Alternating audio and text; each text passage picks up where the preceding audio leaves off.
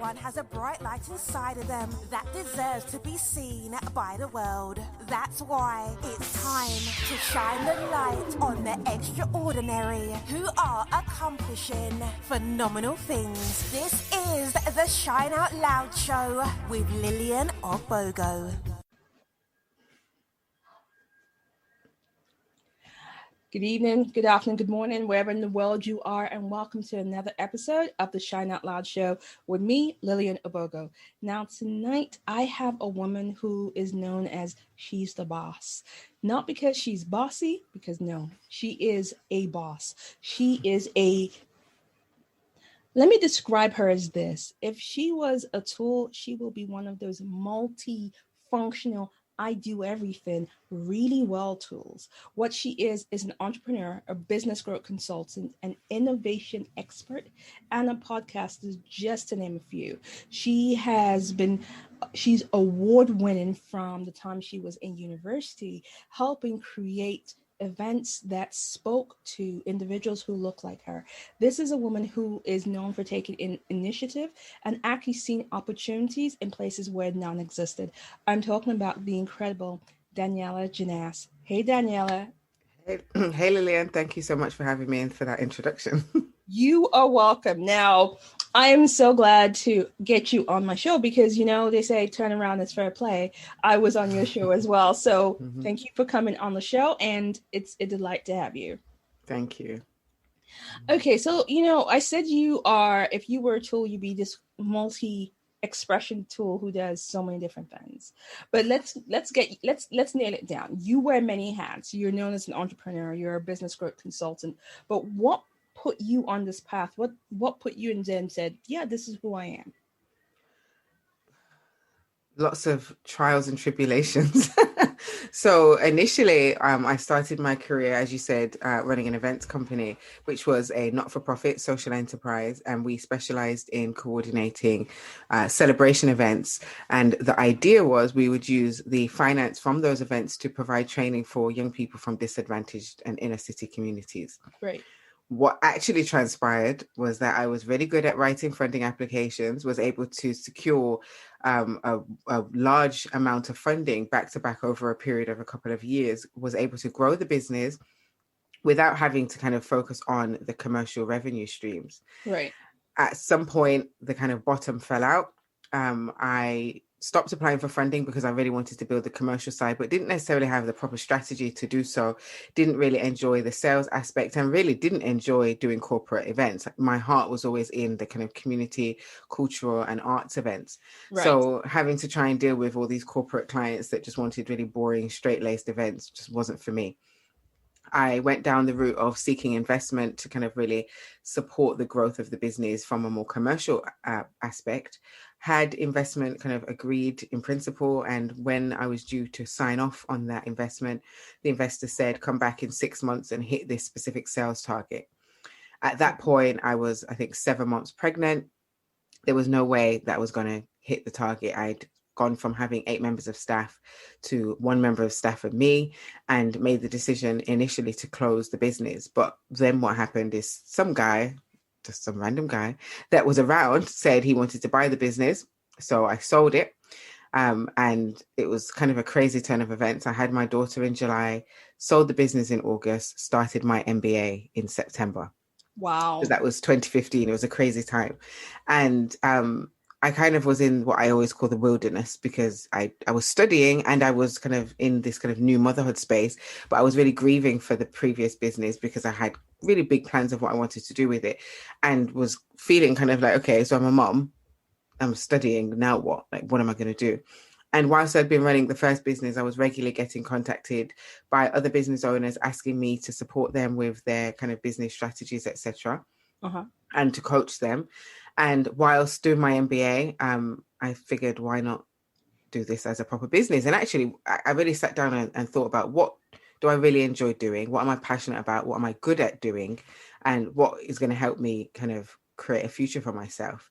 And one of the key, I suppose, revelations that came to me was, I really want to be for others, what I needed for me when I was in that business.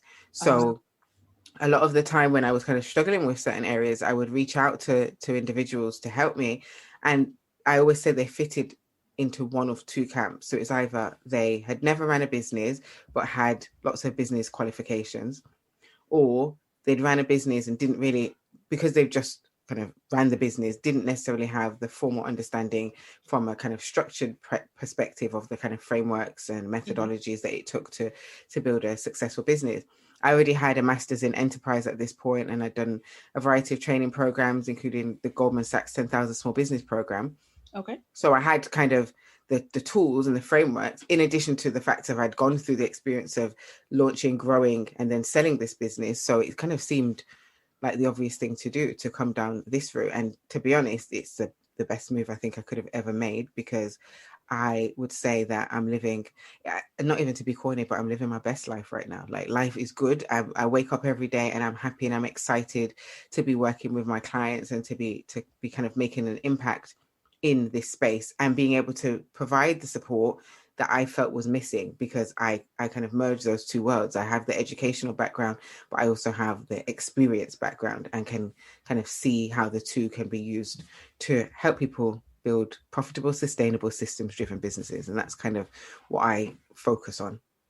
Okay, now that is, oh my God, that is really powerful, because you talk about you created a business based on the gap, based on where you were thinking, okay, I needed the support and I needed the right element of support. And like you said, you were marrying two elements of, I've had the practical skills and now I have the educational skills underneath to merging both of them together to actually create solid businesses, which is actually what we need. We need those practical skills, but we also need like you said, the frameworks to help underpin everything we do. Now, you talk openly about your experience with imposter syndrome during the early part of your entrepreneurial journey. How did you, I don't want to say overcome it, because we know we never fully overcome it. How did you learn to sidestep and deal with it? So there was a few techniques that I used. The first one was really sitting down and having a harsh conversation with myself and asking myself, and I tell my clients to do this, are people lying? So when people say, Daniella, you inspired me to do this. Daniella, we're really proud of you for doing that. Daniella, here is an award for this. Are all of these people lying to me? And what are the chances that all of these people are just making it up? So that was the first thing that I started to ask myself. And then the second question was, are you lying? So there was a period, particularly between 2012 and 2014, where I was winning awards quite regularly. I think I won like 5 awards in a 2-year period. And one of them was 2 of them, in fact, were really quite big and prestigious awards in Birmingham, where I live. Right. I also then was being featured in the local and national press. And it was very intense. And I remember specifically when I won one of the biggest awards thinking, oh my gosh, they're going to find me out. They're going to realize that I'm a fraud. They're going to take back the award, and oh my gosh, it's going to be so humiliating. And again, I had to ask myself, but did you lie? Because for that award, somebody nominated me. And to this day, I don't know who it was actually. But I then had to go and present to a panel. Right. And did I lie in that panel? No, I didn't. So if they've said that you are the winner, then you need to accept that you were good enough to win. And there's some of the conversations that I really had to start having with myself. And one of the other things that I started to do a little bit latterly, actually, was to start to document all of the feedback that I was getting. So if somebody would send me a testimonial or even just messages to say, oh my gosh, that was so amazing, I started to collect them and put them in a document. And when I was feeling that those levels of kind of imposter syndrome, I'd go back and read the document. Again, are those people lying? Did you do something that wasn't real? Is this a figment of their or your imagination? No. And therefore, accept it. And I would say, you said before that you never kind of get over imposter syndrome, but I would say this year, and I started my kind of entrepreneurial journey in 2007. It's now 2021.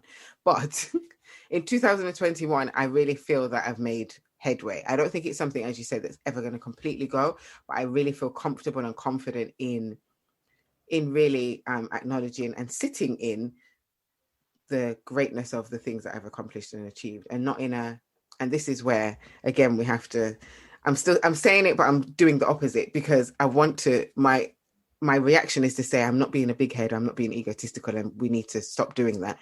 I recognize that there is greatness in what I do, and people are inspired by that, and I'm comfortable with it. And actually, by having that kind of shift in mindset, I've seen, particularly this year, the biggest growth in my business thus far. Last month in May was my most successful month yet, and I believe that that's because I've really started shouting about the results that I've obtained with my clients, and I've been comfortable in doing that. Whereas before, I'm like, oh yeah, I help, but I don't want people to think that You it know was what? all me. This you see what you've just said. This we have to talk about. Mm-hmm. That then you've just touched on. I think I'm gonna move some of the stuff for that questions I want to ask you onto that Mm-hmm. then, because the reason why that then is important, because right now there's an athlete who is suffering because of she's feeling undermined, and Mm-hmm. we've been told, especially as women of color, to Mm-hmm. that then let's can Danielle, can we be real and talk about that one? Oh yes, of course. Because that thing you just said, where you go, I don't want to, I'm really good, but I don't want people to think I'm a big head. But yet we know people who are less gifted, less Mm-hmm. able, and they are crowing from morning to night, letting people know just how great they are. Some of Mm-hmm. them have actually been presidents and prime ministers, but we won't mention Oh names. yes. And I think that's the thing. That's another thing I think that's also came and slapped me in the face. Probably towards the end of last year, I was looking around and seeing people that were shouting way louder than me with no results. And I'm sat here like, actually, I've worked with this company, and this company is turning over 7 figures. And I'm working with this company, and this company started at 5 figures, and now they're at 6 figures, and they're about to be 7 figures. And I've worked with all these individuals who, when they came to me, were nervous, were scared, and they've launched their businesses, they've launched new products, they've launched new services, they've launched their personal brand and been on the TV, and all of these things that I have contributed to. And again, I would never say I made anybody, because I think that is where the line gets crossed. Yeah. But I am comfortable in saying, because they tell me, that I have heavily impacted a lot of the outcomes for the clients that I've worked with. So why am I sitting here afraid to share that when there's other people that haven't done half or even a quarter of what I've done, and they're screaming it from the rooftops? And people are, I suppose, one of the interesting things that happened is two people in a short period of time came to me and said that before coming to me, they'd approached one of my competitors, but actually, having spoken to the competitor, they realized that it was all kind of smoke and mirrors. They didn't have any results. And I knew exactly who the competitor was. And I said to myself, well, what made you go to them before you came to me? And they were saying, because they shout louder than you. And they didn't say that, but that's essentially what they said. And it really made me stop and say, well, I need to start making some noise about this. And I need to be comfortable with the fact that somebody could turn around and say, she's got a big head, she thinks that she's great. But actually, yeah, I do think that I'm great, because guess what? I am, and I get the results. And I need to be comfortable with that and know that not everybody's going to like me. But even if I'm sitting there quietly breathing away and not saying anything, somebody would say that anyway. So what difference does it make? At least do it and let people say it while you're making some money and making a name for yourself. Exactly. And I think the phrase I heard yesterday, "no one can light a candle to me," was the statement Venus Williams made. Mm-hmm. If you're good, why hide it? And they're doing their thing, and no one can light a candle to what you're doing. So we have to get comfortable speaking up and owning our stuff, and owning our presence, and owning our power. And I think that topic is so crucial right now for us as women, whether we are in a 9 to 5, whether we are starting our entrepreneurial journey, or like you're established, you've sold 2 businesses and are growing other people's businesses, is something I think as women we need to start checking ourselves for daily. Mm-hmm. Yeah, no, I agree. Yeah. So yeah. So thank you for bringing that up, because that is something that's like, yeah, we need to start checking ourselves when we go into the world. Are we deliberately shrinking? Are we deliberately hiding? Are we allowing other people less skilled than us to actually go into the world and shine their light, but we want to go? And I think in a world of 7 billion people, not everybody's gonna like you. And if 1% out of 7 billion likes you, that's a lot of people. Mm-hmm. So, and that's all you need. So let's keep going. So, I think when we look at the fact that you sold a business, you have gone through different aspects of trying to start a business, trying to get investment. I think the question is, what are the keys to growing a sustainable business? should a woman entrepreneur actually start putting in place? What are the keys that we need to have as women in business so our businesses are sustainable? So I've developed something called the Visa Framework, and that's something that I follow with all of my clients, and that I've seen has garnered results in terms of growth and sustained growth, because I think that's really important. And I'm going to break down the key kind of facets of that, and this for me is what it takes for anyone, but as well as women, to run a business that is sustainable and in particular not reliant on them, because I think that's key also. Yeah. So the first thing is to have a clearly defined and compelling vision. A lot of us start out in business and we kind of have this idea that we want to be a success and we want to build a big business, but we don't really have clarity on what that looks like. Mm-hmm. And what I advocate for is really breaking that down into a time frame. So I typically say 3 years as the kind of starting point, because I think 10 years, you can have a 10-year vision, but there's no point spending too much time on that because it's so far away. We don't even know what's going to happen in society from one month to the next. Exactly. To be planning that far in advance. But I would say start with your 3 years and break that down into great detail. What does life look like for you in this business, or even in your career, because it works for your career also. What does it look like in 3 years? So what am I doing? How much money am I earning? How much money is the business turning over? Who is working for me? And really break it down as though you're there in that moment, and right. Then reverse engineer it. So what do I need to do this year, next year, and the year after that, so that at the end of that 3 years, my life is like, and my business, because I feel like you can't look at one without the other. Your business is going to inform your life and your life is going to impact your business. Yeah. What do I want my business and my life to look like and be like at the end of those 3 years? And this is how I make it happen. Okay. And I want to be clear as well. When I say break down a vision, I don't mean just do a vision board and put pretty pictures of planes and yachts and mansions on the wall. Because I was waiting for that, because I know you do not like vision boards. I really need to stop, because it's getting quite bad, because everybody keeps saying that. We know you hate them. No. So I was like, at some point she's going to crack out the I hate vision boards out. Like, I can't help it. It's going to come out. You don't have to ask the question. Yeah, no, and I have to keep saying, it's not that I hate vision boards, it's that I hate vision boards in isolation. And I think so many people only have the vision board and they don't have anything else. Stuff. Yeah.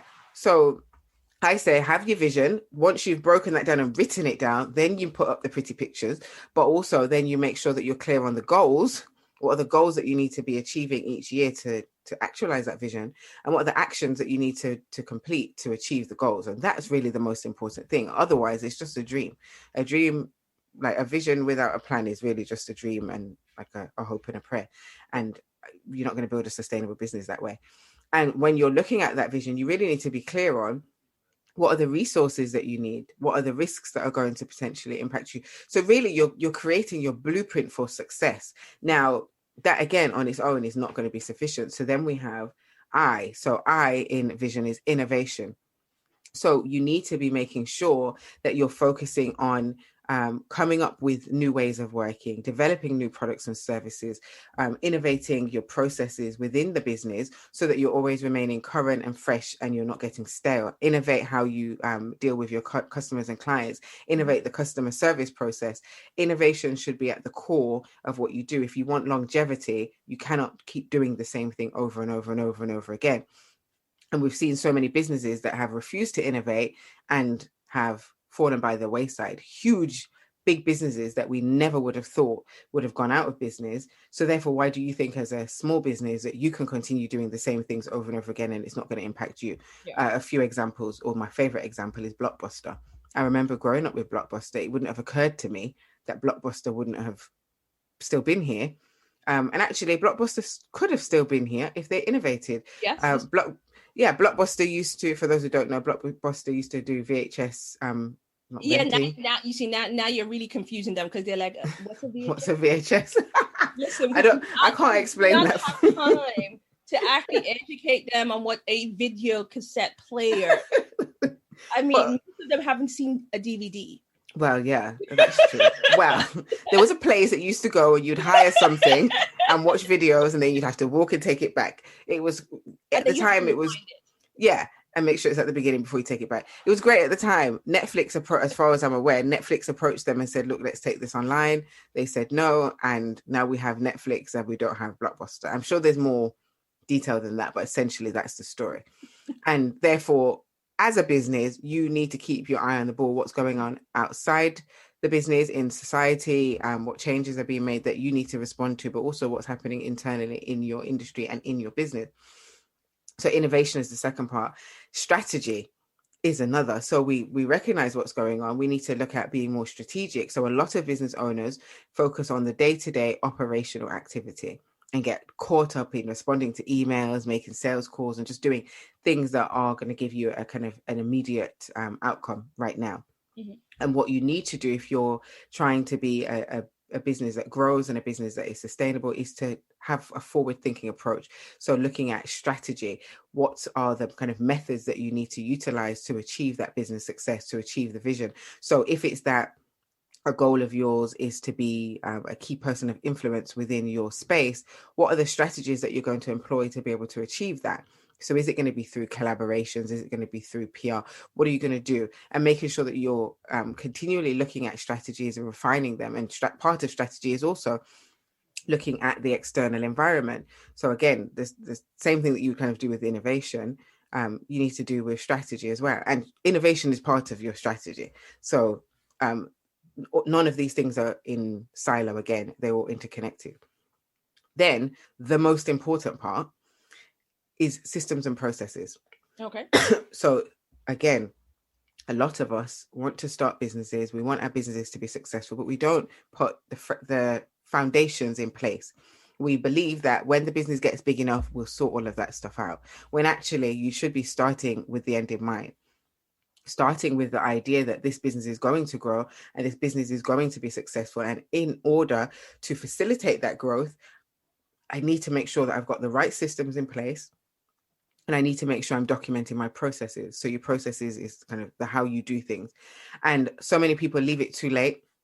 The business starts to grow, they bring in staff, and then they want the staff to understand what they're supposed to do, but there's nothing documented. The business is then inefficient. It takes ages to onboard a new member of staff because you've got no system for your recruitment. You've got no system for onboarding. You've got no system or processes for managing staff, for even exiting staff. And then what some people find is that actually as a business grows, the business becomes more of a burden and a hindrance, and taking on staff becomes more of a burden and a hindrance because actually you're spending so much time explaining to that this is how you do this has happened, oh gosh, you need to do this. Whereas actually if you've got systems and processes documented, mapped out, get an operations manual, that's really key. Then it's quick, you can quickly onboard people. You're maintaining consistency, quality, the output is the same. It's not changing depending on who's doing it. Your clients and your customers are going to receive a certain level of quality and consistency, which then hopefully means that they're going to keep on coming back. Right. So that's really key. And then the final thing is accountability. Entrepreneurship is a lonely road. And even with the best will in the world, if you're doing it on your own, you're going to drop a ball. There's going to be times where you're feeling kind of lack of motivation. You're going to miss things. So I always say a great example that I love to give is when you write something and you read it back and you add words in that are not written on the paper because you know in your head that's what's supposed to be there. So you know that you missed the word the or and, but you're reading it back and you add it in your brain, even though it's not on the paper. When you get an external copywriter, they will spot that word is missing and they'll add it back. And for me, accountability kind of works that way. You know what you need to do and you're probably thinking that you're doing it, but actually the accountability person, whether that be a coach or it could be an accountability partner, whoever it is, will identify where you've missed out the and the and. But they will also help to motivate you, to push you, and identify opportunities that you may miss. And from my experience, the entrepreneurs that I've worked with that have gone the furthest are those that really kind of buy into this idea of accountability. So they have their visions, they are focused on innovation, they look at strategies for selling, for marketing, for promoting, etc. They have systems and processes, and they're held accountable by an external person or body. And for me, that's how you build they're the kind of core bits of how you build a sustainable, successful growth business, essentially. And that is really an amazing framework. And I think for anybody whether, like you said, whether male or female, as an entrepreneur, I think this is actually crucial to have, because some of us, like you said, we jump in feet first and then we kind of wade in the water to we're kind of up to eyeballs and then think, oh, should have thought. So I think this is actually a really good place to start. And even I think this can actually even be applied to careers as well, because you can do the same thing for those who are in the 9 to 5 and wanting to grow their careers and having this same kind of mindset for growth as well. Mm-hmm. So we're looking at what all the things that you do. And I did mention that you are also a podcaster and you have the She's the Boss in terms of your podcast. How did that journey begin? So it was actually a research project. So at university, when I was doing my MBA, my final dissertation and project was a business plan for She's the Boss. It was called something else at the time. And really the focus was to work with female entrepreneurs. Right. So in order to kind of prove that there was a need, I needed to go out and speak with female entrepreneurs. So I did a call and asked who wants to kind of contribute to my dissertation, and started doing interviews. And I was doing the interviews via Zoom at that point. And it's funny because obviously the lockdown, everybody started using Zoom, but I was using Zoom from 2017 for my interviews because I preferred it to the other name brand that I'm not going to mention, because I could screen record much more easily. Right. And I think it was after the first interview, I sat and I listened back to it, and I was like, this is really powerful.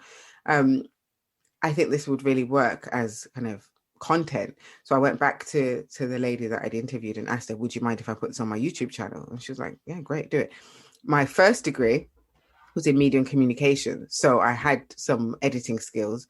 I bought an editing package and edited it and put it on YouTube. And then for each subsequent interview, I asked them, do you mind if I also use this on YouTube? So I think the total amount that I did for the dissertation was like 8, but then I just continued it. And I would say probably for the first 2 years, I was very inconsistent.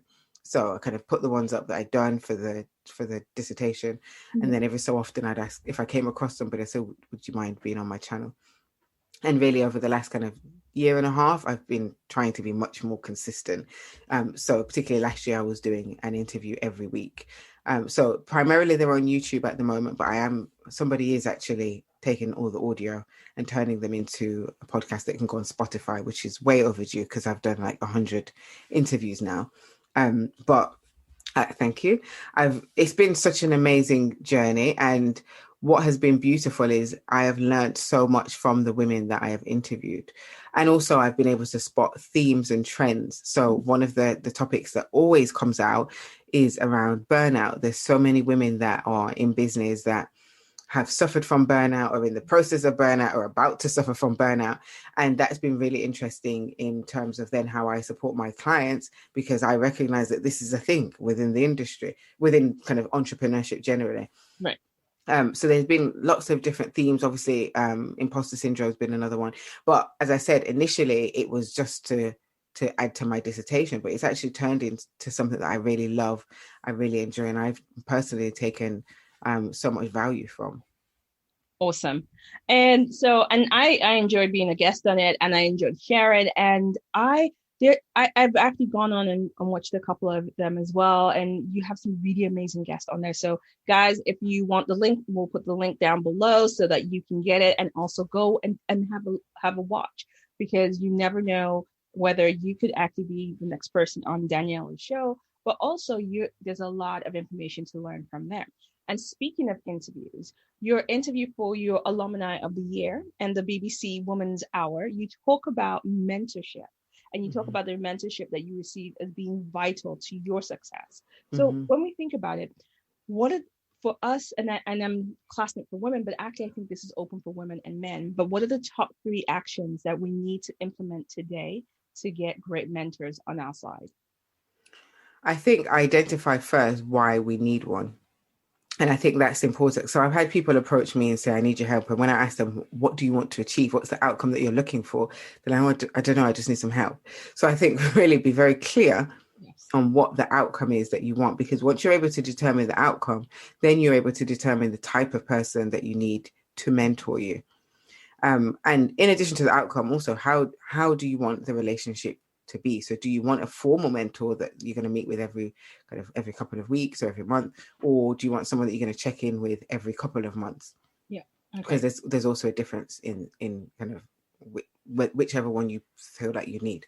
And then once you're clear on that, then you can start to think about the types of person that you want and the kind of credentials that they need to have, the type of personality that they need to have for you guys to kind of vibe off each other, because you don't want somebody that you don't vibe with. Yeah. And then I would say create a hit list. So identify the people and ask. I think a lot of the time we can be really, I don't want to say shy, but it's kind of unsure. If we ask, they're going to say no. Well, then they say no. If you don't ask, then it's no anyway, because you didn't ask. Yeah. But also don't do it. If it's a free mentor that you want, you need to make sure that you're able to demonstrate why they should give up their time to support and help you. That's key. If it's paid mentorship, then you need to make sure that they're the right person for you to invest in, for you to get the outcomes. And then you need to make sure that you're very clear, again, on communicating with them the outcomes that you kind of want and expect, and also what you're going to be willing to do, because it's not a one-sided thing, to be able to achieve those outcomes. And I think that's really the most important thing. And when you're reaching out, sometimes people think the best way is to say, oh, can I take you for a coffee? And for some people that works. For me, that doesn't, because I need to know what, for a start, I don't drink coffee. So that's problem number one. But I also need to understand what is the point of this. So trying to trick people into going out for coffee, then when they're, oh, will you be my mentor? I don't think that works. And it definitely doesn't work for me. Be very clear from the outset. This is where I'm at. This is what I'm looking for. This is the value that I can add if it is some sort of mutual thing, or if it is kind of more one-sided. This is the promise that I will make to you, and approach it in a kind of open and honest way, so that you don't irritate people, and be nice. I think that's really the key thing. Just be nice. Be nice about it, especially if they say no, because they're bound. Never know. Yeah, exactly. Okay, so I like these 3 points, and I think this is something that we need to actually know what we're going in for, especially when we're approaching people. And like you said, if you're going for someone's free time, you want to say, why should they give up their time for you? You have to be able to know what you want. Now, also going back, because I was doing some research, I was looking at your blog from March titled The Big Business Energy. And you talk about the misconceptions that small business owners work under. What is the one misconception that small business owners hold, and how can we break it? Oh, that's a good question. I think it kind of goes back to what I said before about systems and processes, really, that they don't. I think the main thing is that they shouldn't start operating like a successful business until they're a successful business. Right. And I think that shoots so many small business owners in the foot, because they think it's okay if I'm a bit slapdash. It's okay if I don't spend time understanding who my customers or my clients are. It's okay if I don't look at my finances and I don't track spending and I don't track sales. It's okay if I don't have my processes in place. It's okay if I don't have the proper systems to manage certain things, because I'm small. When I get bigger, I'll sort it out. And actually, if you want to get bigger, sort it out first. That will facilitate the growth. And I think that's one of the key misconceptions that time and time again, I have those conversations with the clients that I work with, and I'm like, well, what are you waiting for? Oh, when I'm bigger, I'll do that. No, you need to do it now. Invest now, so that you're able to accelerate the growth and that you're not kind of overwhelmed. Because what sometimes happens, and there's a story I shared on LinkedIn, or like an article I shared on LinkedIn, I think it was last week, about this guy, something farm foods, I can't remember what it's called, but some sort of healthy produce, organic food company. And the business grew really, really, really quickly. And a lot of a misconception, again, that a lot of small businesses have, if I can just get more sales, if I can just double, triple my sales, then all of my problems are over. And this guy, he like quadrupled his sales over and over again, and then found himself in a position that actually, because he didn't have the right kind of financial structures in place, because he didn't have the right logistical kind of infrastructure in place, he ended up in a situation where we had all of these sales to service, but wasn't able to get the products made because he couldn't afford to pay for the products. He couldn't afford for the logistics company to then ship the products. So he then started to try and find investment. The investors pulled out, and it just turned into a nightmare, and the business went bust. And I've seen that happen on a much smaller scale, but that for me was the biggest scale, because I think one of his contracts was like £350,000 dollars. It was from America. $350,000. And you'd think if you get a $350,000 contract, we're made. Life is good. Yeah, Business is good. But for him, it was the total opposite, and it spelt the end of his business. And again, in my opinion, obviously I haven't met him or done any serious analysis, but from an anecdotal perspective, it seems to me that he probably fell into that same trap. I will sort it out when it happens.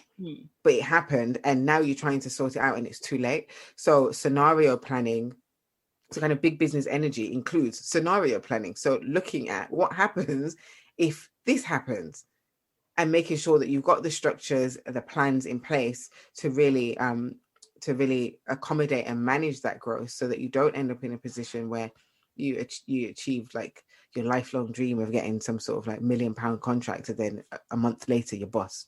Yeah. Okay. Yeah.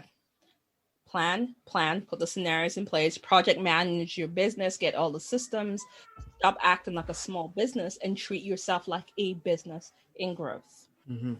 I've also got merchandise that says big business energy that I've started to say, because I'm like, people really need to get with the program with this. Don't wait until you're a big business. Act and operate as though you're a big business now, so that you can become a big business. Okay. All right. I like this. So I want to ask you, in terms of, you've worked on a lot of businesses, you've done a lot of things. Who influences you? Again, great question. There's so many people that influence me. So I have my own coach, Hadi Falivi. She's a publicity specialist, and she gives me the kick up the backside that I need, to be honest. And I would say she's been really instrumental in helping me achieve the level of growth that I've achieved this year, because she doesn't take any foolishness. Like, I was selling, there was a service I was selling, I think it was the beginning of last year, for I think it was like £225. I'm selling the same service right now for £1,000 and selling a lot of it. And that was because she said, this is stupid, sort it out. So she has a really positive influence on me. In addition to my clients, seeing the growth of my clients really inspires and motivates me, because I'm saying to myself, well, I'm telling them to do X, Y, and Z. I'm also hearing them say that they're going to do X, Y, and Z, whether it's what I've said or what they thought of themselves. And they're achieving all of this success and all of this growth. Then therefore, so can I.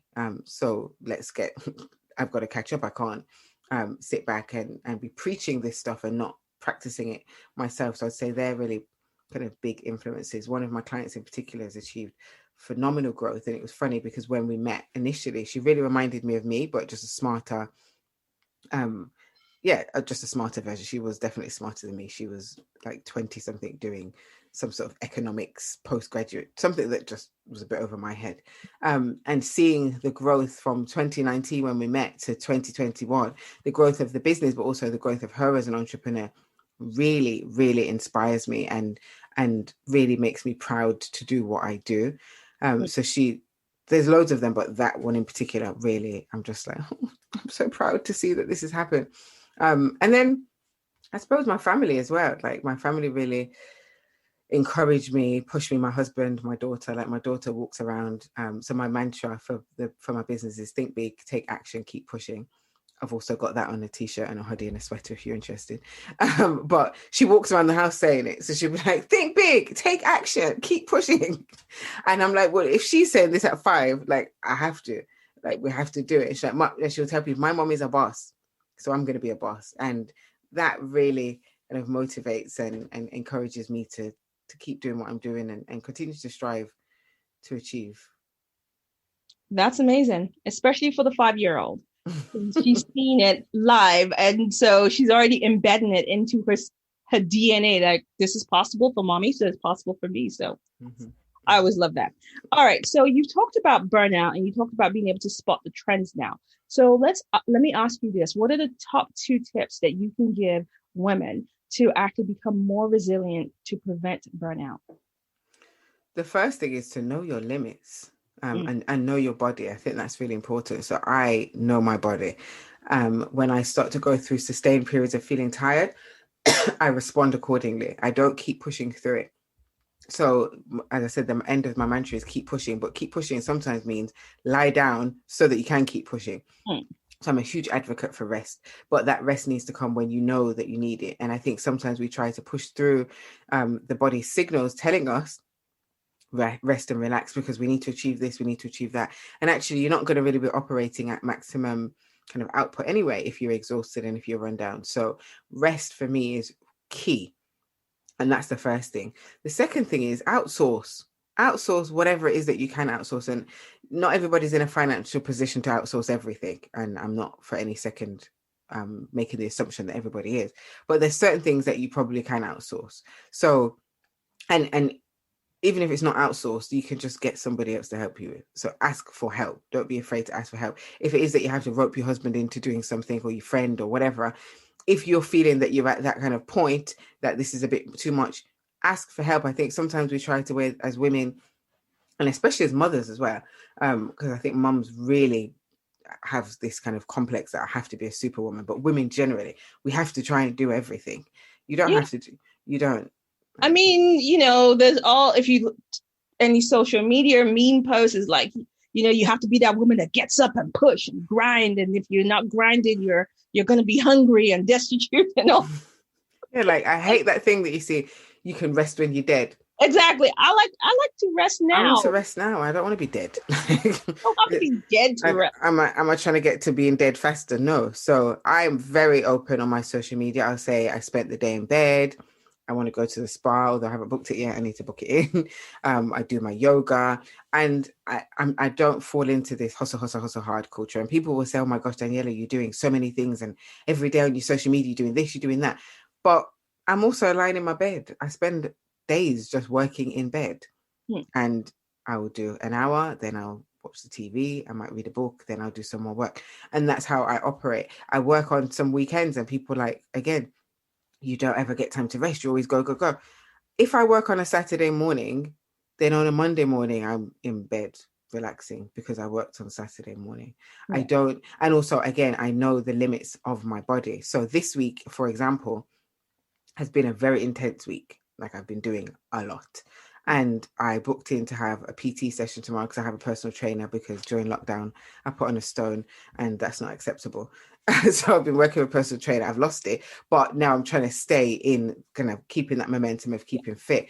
But after we come off this, I'm going to cancel it because I've realized I'm tired and I've got something else tomorrow evening. And does it make sense for me to be working out, getting exhausted, to then try and have to go and deliver? But that means next week, I know that I need to do 3 PT sessions for the week because I haven't done 3 this week. And that's just the way I balance it. And again, I just think that we're too afraid sometimes to cancel. We're too afraid to say no. We're too afraid to just lie down and have a rest. We're too focused on being the best of everything. And you can't be the best of everything at all the time. It's not possible. You can't be the best at anything if you're burnt out, tired, exhausted, and your brain is frazzled and you're looking like this when you're looking at your computer, because your brain is literally going off. Alarms are going off in your brain because it's tired. You can't be anything. And I don't think people take it seriously enough. And there's quite a few interviews, that I've done on She's the Boss, where people share their experiences of burnout. And I think sometimes people think burnout, really tired. Yeah, you feel tired. Yeah, but it's serious. I had somebody speak, Henneke Watkins Porter. She's a podcaster from Jamaica. I interviewed her. She said that she collapsed because of burnout. I had another lady, Melissa Shervington. She is a trainer, lost her voice for a month, couldn't speak. I had somebody else, I can't remember who it was, but Yvette Ankara.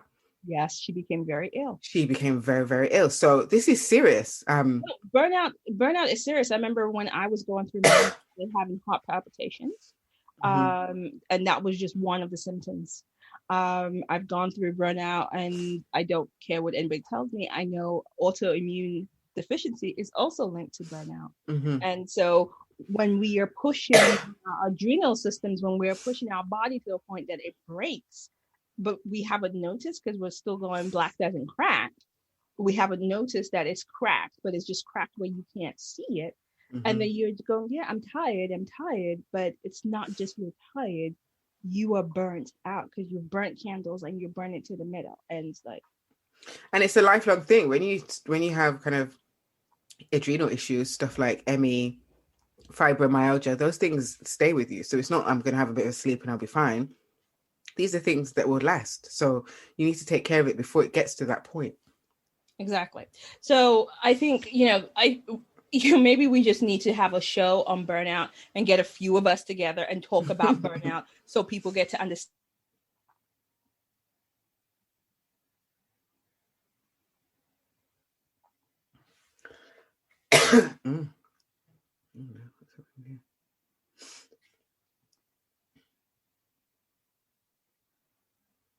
Understand that burnout is not, I need a nap.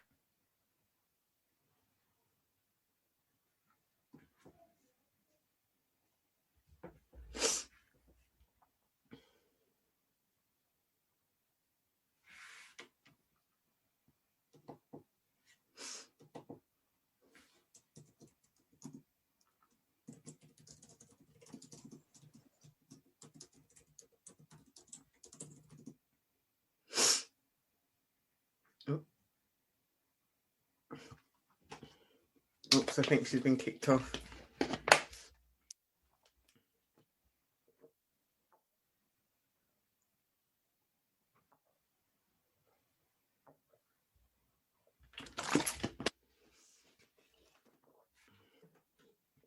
She's not on the call anymore.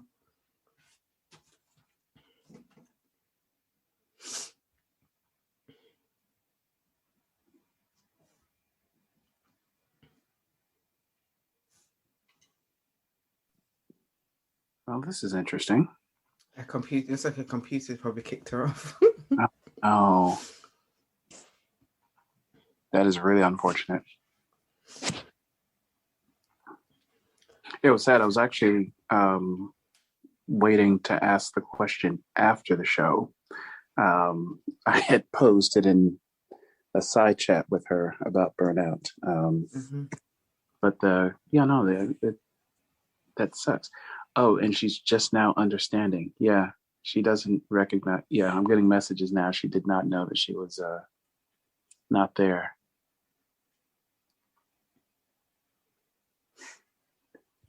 This is like this show, or the sets of shows that you two have done so far definitely have got to be a book or a podcast on their own.